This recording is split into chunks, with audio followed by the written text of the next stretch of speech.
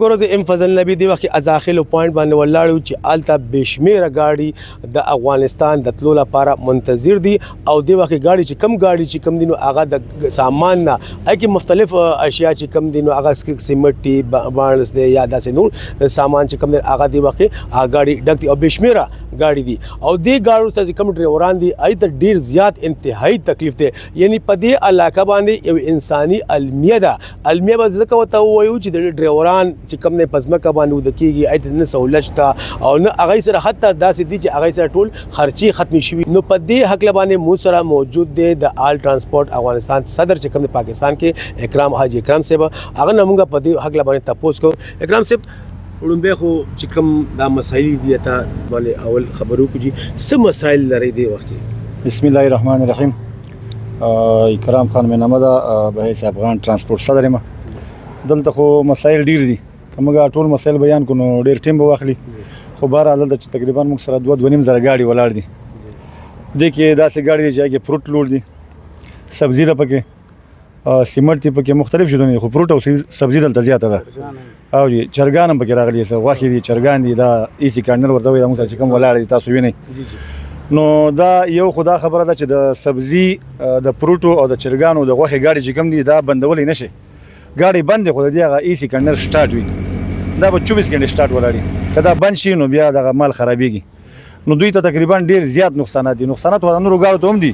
خو لکه دوی په ډبل نقصانات دي دوی سره نور خرچې ختمې شوي دي د کور د حالاتو نه خبر نه دي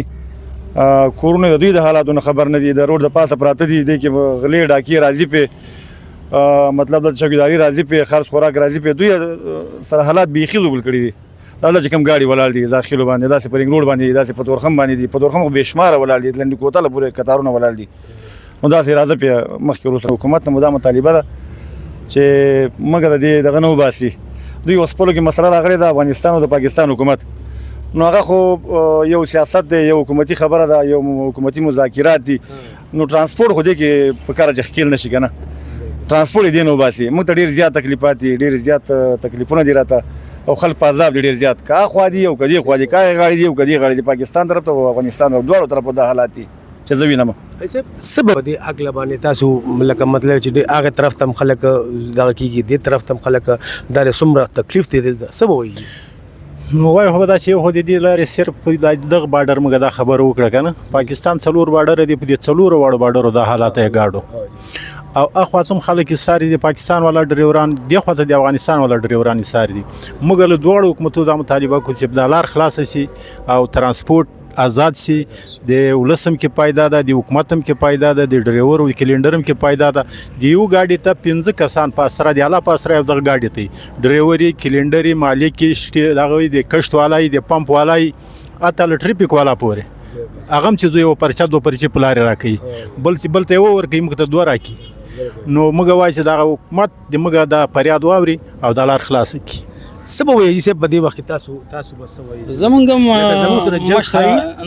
نه جنگ نه خای موږ سره اصول انسانيت سړیتوب خای یو په بل باندې شفقت خای